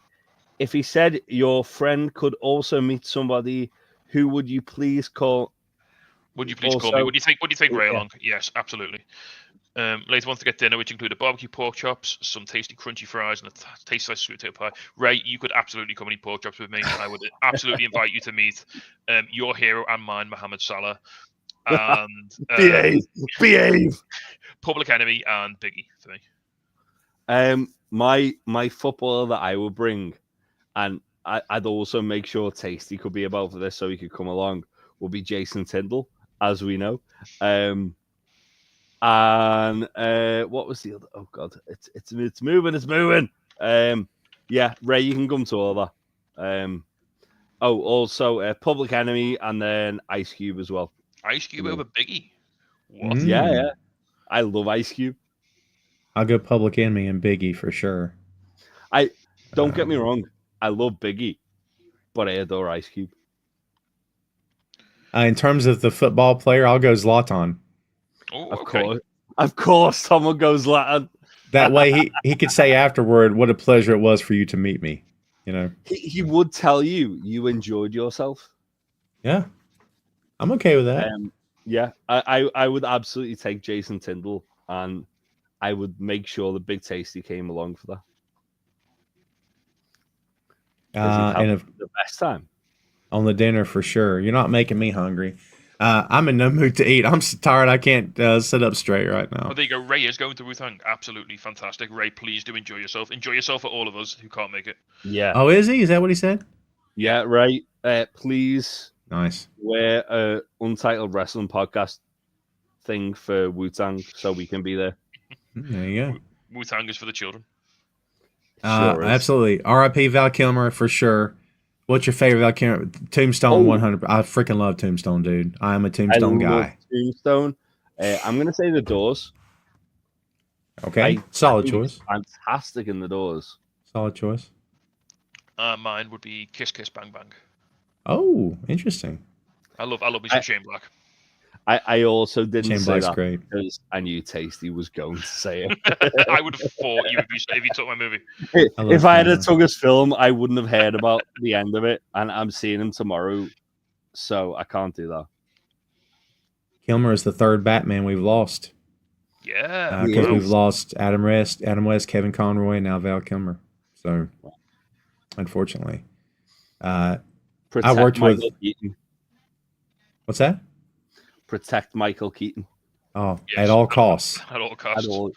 Clooney, it's fine. Take Clooney, but Michael It's Keaton. fine. He's got protection around him all the time. Protect Keaton. Put Keaton under glass. I worked with a crew when I worked in retail back in the day, and everybody on the crew except for my assistant was a Tombstone fan, and we all had to walk around wearing these earpieces. We could talk to each other, and one of us would start a quote, and then another person in the store would follow up on it because we were big Tombstone fans. So my assistant one day goes, "You know what? I've had enough. I haven't seen this movie. I'm sick of this. All you guys do is quote. I'm tired. It cannot be that good." Straight face. I'm like, "Dude, it's good. Let me bring you the DVD." He's like, "Whatever." Like, he's upset because it's all we do is talk about it. So I brought him the DVD. I swear to Christ. 2 days later, he comes out and he goes, "This is the best movie I have ever freaking seen in my life. I was dead wrong." He quoted from that point on. Like, great. I'm fair play to that guy, because a lot of the time when like there's so much like culture about something, it's very easy to take the counter position and be like, "No, it sucks. I hated it. It was rubbish." But yeah, fair play to go and, "Oh my god, no, I need to get in on this." That's awesome. He quoted forever. I can see two comments I want to address here. First off, Fernando says, "Godfather or Goodfellas?" That is a hard one. I'm gonna say Goodfellas.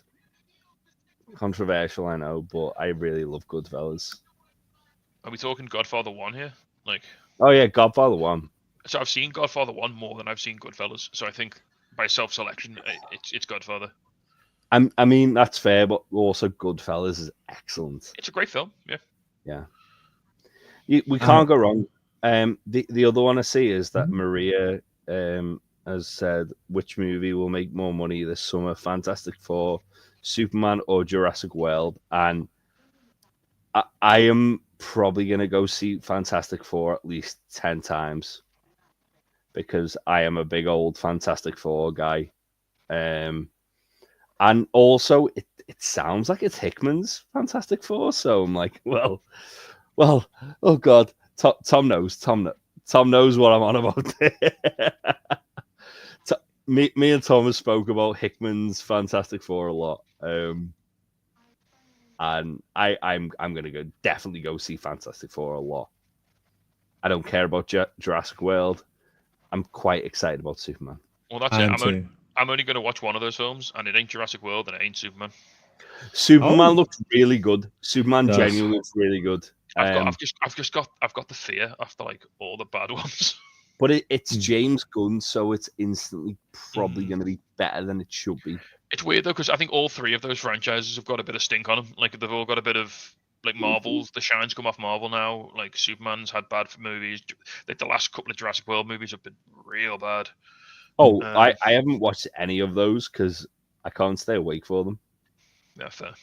I fall asleep whenever I watch them.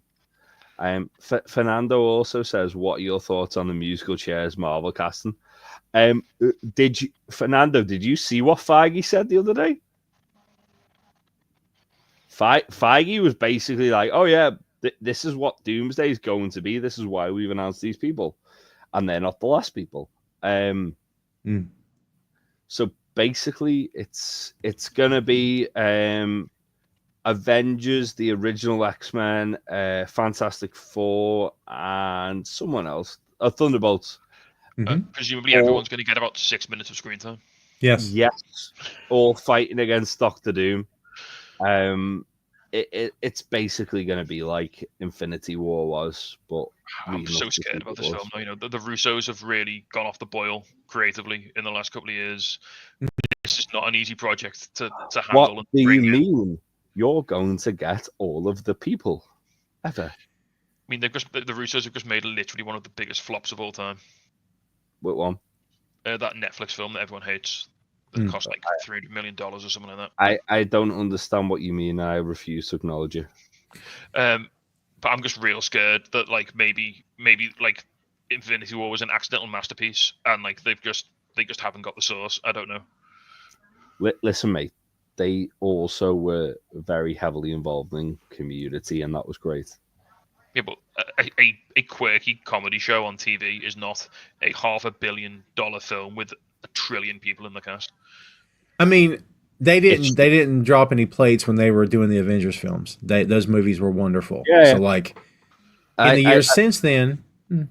But think about the strength the Marvel Universe was in at that time. They almost couldn't miss with those Avengers films. I'm not saying they didn't do a good job, but let's forget about Marvel though, because Fernando's just asked us to rank the Batman, and it's obviously for me number 1 is Keaton. Obviously, it will and always shall be Keaton. Number 2. Bale. I think 2's Bale. Yeah, I think Bale's 2. Yeah. 3, Kilmer. I think we'll put Kilmer at 3 just based on recent events. Live action Kilmer. Yeah. So Conroy's out the equation because he's easy with a bullet if it's all. 4, Adam West, and then 5, Clooney. You putting the bat nipples bottom. There is another live action Batman who is Gotham, I guess, but he's still. We don't talk about that. No, that don't count. I think I got no complaint there. I vote for the new Batman, Alan Richardson. I want Reacher as Batman. Oh no, we forgot Pattinson. Where's Pat? I mean, where's Robert Pattinson? So 1 is who did I say? 1 was Keaton. 2's Bale. 2 Bale. 3 Pattinson. I'd say Pattinson 3. I'd say Pattinson 3. 4 Kilmer. Batfleck. Where's Batfleck? Yes. Oh. 5 Batfleck. And then 6 Clooney. We forgot 2 whole Batman. Have we forgot any other Batman? Not a half Batman. We forgot 2 whole Batman. Wait, where did we stick West? West and Clooney, innit? West was below between. He was splitting Keaton and Clooney. Yeah, he was betwixt the Schumacherverse. As much as I love West, he's definitely above Clooney, and then no one else. Do we miss comments? Let us know. I think ranking Batman's a fascinating thing to do because I think it speaks to how old you are and which one was the first one you saw, and I think there's a lot you can learn a lot of someone by how they rank their Batman. I think I agree. I also think there's a world that we should have got Jeffrey Dean Morgan as Batman, as Thomas Wayne Batman, and we were robbed of that because Warner Brothers are evil. Cowards. Yeah. Hey, look, everybody no-sold my Reacher as Batman. Y'all no-sold that. Oh, okay. Shane said West, Bale, Keaton, Kilmer, and the rest. Oh, okay. I think Keaton just about beats Bale for me. I can see you putting West top if you're. I can see the logic. Yeah. I see the. But also, Keaton doesn't have monster voice. Oh, the Bale Batman voice was bad. We have to remember that. Where is she? Y'all are too hard on Christian Bale, man. I like that voice. He's a great actor, and he did well. But I don't know. All right, I'm going to go back to the well again one more time. What do you think of Jack Reacher as Batman? He wants to play the role. Does he? Does he actually? Oh, right, okay. He's out. He's publicly campaigned to be Batman. Is he not too big? Reacher is fantastic. It's so good. And also, is he on steroids? I don't think so, because as a younger actor, he had the frame already. But I think he just kept getting into shape. And I think when he got the role of Reacher, that's when he really started maxing it out because, they didn't want to portray the Tom Cruise Reacher, 4'9". They wanted to be a legitimate tough guy. So he's like if Hemsworth was a Reacher. Yeah. Where Hemsworth's just unnaturally jacked because he's unnaturally jacked. The season 1 Reacher is fantastic. Season 2 was season 3 that just ended was also great. Elvis just said The Rock should play Batman, and I could not disagree with a person more than I've ever disagreed with that. He's just trying to get a rise out of you. I respect the hell out of you, Elvis, but hell no. Dwayne should not be anywhere near the DC universe. We saw what happened with Black Adam. Yeah. Never again. Never again. To be fair about Alan Richardson as well, I'll swear again. He's a top guy. He went to school with Matt Gates, and he said he hated him back in school, and he still hates him now. Oh, baby. Alan Richardson's definitely on our side, for sure. Yeah, he's one of the good ones. He's an ally. Is that Jack Reacher? Jack Reacher, yeah. The guy who plays Reacher, yeah. Oh, sorry, the second guy to play Reacher after Tom Cruise, who is nowhere near the stature of Jack Reacher. Nowhere near. And Richardson is, if you're talking about the Batman from the Arkham City games, the Arkham games, it's Alan Richardson. Big I cut, can see that, yeah. tall. Oh, God. Tom, have you played the Arkham games properly? Oh, I've played them all, yeah. You always say you're going to play video games, and I'm like, I want to know these things. Oh, yeah, I've played them all. I love all the Arkham games. I love all the Lego games. The Lego Marvel and Lego DC and Lego Star Wars is freaking awesome. Respect. Love it. Love the Lego games. You kidding me? I kind of hated when they started talking because I much preferred the Lego characters and they were going, you know, that was fun. A lot of respect. We got some interesting questions. So, Chad says, Von Wagner debut in ROH. Thought I've always liked him. I think he's a good wrestler. I genuinely think he's a really good worker. And I'll be interested to see if anything comes of it. He was also a security guard on Dynamite as well. Yeah, come Tuesday. Yeah. Come Wednesday, come Thursday, come all the days. But yeah, I mean, I'm glad he's getting a chance. Ring of Honor is probably a nice place for him to sort of find his groove. He always looked like whenever I saw him in NXT, he always looked like a guy who was ready to kind of get an opportunity, but also needed like a little bit more kind of tutoring. Yeah. Like he didn't look like the finished article, but he looked like he could be there. So I was intrigued by that. Sugar Shane says, who's the best Catwoman? I say Julie Newmar was the best Catwoman. Oh, Pfeiffer for me. And this is very much a how old are you question. I mean, for me, the Catwoman is Michelle Pfeiffer. I mean, I did like Anne Hathaway. I thought she did a good job. What about Zazie Beetz? I haven't seen her take on the role, sadly, because I do love me some Zazie That's Beetz. not. She wasn't Catwoman, wasn't it? Zoe Kravitz was Catwoman in the Pattinson film. Zoe Kravitz was Catwoman in one of the films. Was it? Yeah. Why did I think it was Zazie Beetz? I know. Well, yeah, Zoe Kravitz was very good as Catwoman. Who won the promo? Go ahead. My go-to like second choice of everything for Batman is always going to be that Pattinson one. Except for Riddler, I think the fella who was off There Will Be Blood was fantastic as the Riddler. Paul Dano. Yeah. Not as good as that like snivelly little preacher who got like battered with the bowling pin in There Will Be Blood. Who won the promo battle between Cena and Cody? Yes. Well, it's not over yet. So. Well, apparently it is, Tom, because I've heard that was Cena's last appearance before Mania.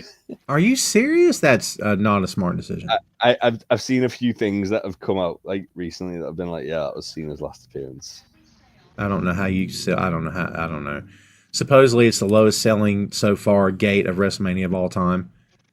Like, oh no, since 22. Oh, is it? Is that what it? Okay, my bad. I mean, I don't really follow WWE. I don't really keep up with them. Sure. I know Ben does, and I think there's so much stuff they could have done to make this feel like the largest match of all time, and they haven't. Yeah, I don't know. Yeah, that's fair. I only found out like in the last like week or so that this was the main event. Oh, wow. As someone who doesn't watch WWE, that's a lot because obviously you'd think they'd be bigging this thing up a lot. Yeah. I'm going to watch Mania because I'm going to appear on a podcast to review the show. So I'm going to watch the Mania. I'm gonna watch all the fringe events. I'm probably gonna get drunk and watch Mania, and I won't remember Mania because I'll be drunk. There's also Mercedes Moné is doing a UK show, the day after, like the day of the night to a Mania. So there's a very likely possibility I might end up there. Is that retro or? Yeah, it's Mercedes versus Kanji, which will. Ooh, I mean, okay. I mean, Ben knows who Kanji is. I imagine a lot of your viewers are not familiar with Kanji. Kanji is one of the best women's wrestlers in the UK. She is extremely good, and we saw her last year, didn't we, Ben? In the there was a 10-woman street fight, and she just did all of the craziest stuff we could have thought, and I was like, oh yeah, she's insane, but she's very, very, very good. If anyone should face Mercedes, it's probably Kanji. So that'll be very good. Interesting. Well, kids, I think we're going to call it a day. These guys want to get some rest, I'm sure, and Tom sure as heck needs to get some rest. We've gone very long. We've gone very long. Yeah, preview. Before we get out of here, Tasty, tell the kids where they can find you on the internets. So you can find us at the Untitled Wrestling Podcast pretty much everywhere on X, or I hate calling it that. We're on Blue Sky. We're on anywhere you get your podcasts from, Spotify, Apple, your podcast provider of choice. We've got a YouTube channel as well where we post stuff sometimes. And also we have a Discord server, which is excellent. And we basically, me and Jay, just mostly post memes and, talk nonsense about all aspects of life. So come and join us on that. It's great. My Discord sits there because I never maintain it because I suck. So we actually we dropped the podcast today. Me and Faye did Dynasty predictions. We also released one earlier in the week, which was our monthly review of pretty much everything. And we did one last weekend in Coventry, which Tasty's going to be. It'll be going up probably next week sometime. Yeah, but we talk this weekend for next week. We talk a lot about AEW, talk about New Japan. We're big into mystery wrestling. If you're not aware of mystery wrestling, give that a watch. It's real good fun. Very cool. All right, gentlemen. Thank you both for coming on. I appreciate it very much. No, thank you for having us, Tom. Always a pleasure. Lovely to be here. Of course. Yeah. Thank you for having us. Absolutely. Hang out for just a second. Kids, everybody, there is Big Tasty and Jay from the Untitled Wrestling Podcast. There you go. All right, folks, there you have it. Episode 371 in the can. Only 29 weeks till episode 400 there, buddy. The countdown is on. So just get ready for that because I'll be ready. The Tom Clark's main event dancers have been warming up for months. They're going to make their first appearance, we hope. And when that happens, it's off to the races. It's stuff the likes of which you've never seen, but you've always wanted but didn't know you wanted. More than you could ever ask for. And all such other hyperbole I can possibly think of. I'm going to go home and get into a drug-induced sleep. Not illegal or illicit drugs, mind you. The legal kind. Okay? Again, straight edge.